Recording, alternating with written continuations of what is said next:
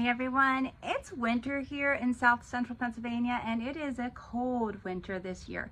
And I'm going to show you right now how to read a 1,000-gallon propane tank. So let's go check it out.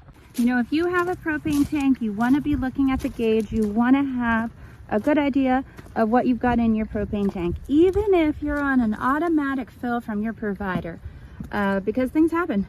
And let me tell you what, you don't want to run out of propane. So I'm just going to lift my lid. If you ever do this in the summer, watch out for wasps. It is cold now, so there are none, and I do get in here quite a bit. So I'm pretty well versed on what to expect. But there could be birds' nests or whatever. Okay, so as I mentioned, this is a 1,000-gallon propane tank. All propane tanks, the dial and the percentage that the tank shows is going to read differently or correspond to different gallons of propane based upon the capacity of the tank. Okay, so these numbers, oh, excuse my finger, these numbers are not gallons in the tank. No, they are not. It is the percentage in the tank. Okay, 80% for an above gallon propane tank is full. 85% is full in a buried underground propane tank. Okay, this is a 1,000-gallon. And so at 80%, this 1,000-gallon tank has 800 gallons of propane, approximately. It's not an exact science. And you know what? It'll vary day to day. So, yeah, put that in your pipe. Okay, so I'll explain that in a minute. But, okay, so each 10% on this gauge is going to represent 100 gallons. So you can see I'm sitting a smidge below 40%, which means I have about a half a tank of propane. Now let's talk about that thing I just mentioned about the percentage fluctuating. So if you're like most people, you're asking yourself, why is it full at 80%?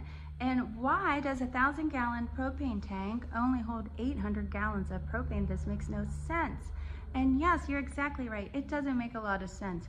And I've always felt that whoever invented all of this intentionally made it really confusing. So the deal is, it is a 1,000-gallon propane tank. That's what we call it.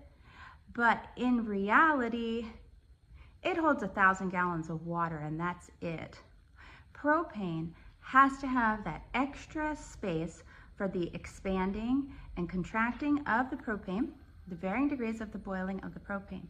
And I'm going to tell you a little bit more about that here next. I'm sorry if it was hard to hear me out there. It is windy today. Anyhow, so the varying amount. You can look at your propane tank one day and it'll say, I don't know, 70. And the next day you can look at it and it can say 65. And you can have not used any propane at all. And this really throws people for a loop, makes them think there was a leak, gets people all hot and bothered. And I mean, I don't blame them, because propane's expensive and you don't want to just lose it on nothing, you know. So, but let me explain. So propane is boiling all the time, okay? It is pressurized in that tank, which kind of controls the expansion of the boiling propane, but it is still doing it, okay? So the hotter it is, it's blowing the door shut on my shed. The hotter it is, the more the propane is boiling and the more space it's going to take up, even pressurized in that tank. And the colder it is, the less space it's going to take up. So I always get my propane tank filled at the end of summer. Where I live, the demand is down at the end of summer. Few people, well, a lot of agricultural people are using it for grain drying. People are using it for pool heaters. People are using it for water heaters, cooking. But everybody's not using it for heating. There might be a little generator used. But a lot of propane is used on heat. So the supply is up, the demand is down, the price is the lowest. That is when I buy it. That is typically how it goes. So I filled my tank in August this year, and it was hot. It was really hot. And then when it started to cool down, so it was, you know, it was filled to 80%, and they do not fill by watching the gauge. You cannot do that because the gauges do fail.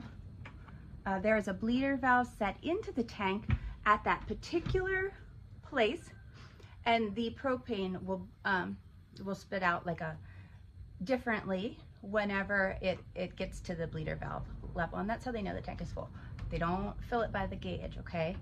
And you don't want them to. But it was filled to 80% at that time, but it was hot. Okay, so till the time I got around to using it, late fall, it didn't say 80% anymore because it was cold. And so it dropped. It dropped significantly, okay? Now, same thing's true if I were to get a fill now. If I were to get my tank filled now and then not use it at all, okay, it's super cold here. It's below freezing, really, really cold. If I were to get a fill now and not use it at all till summer and go look at my tank, it's gonna say more than 80%.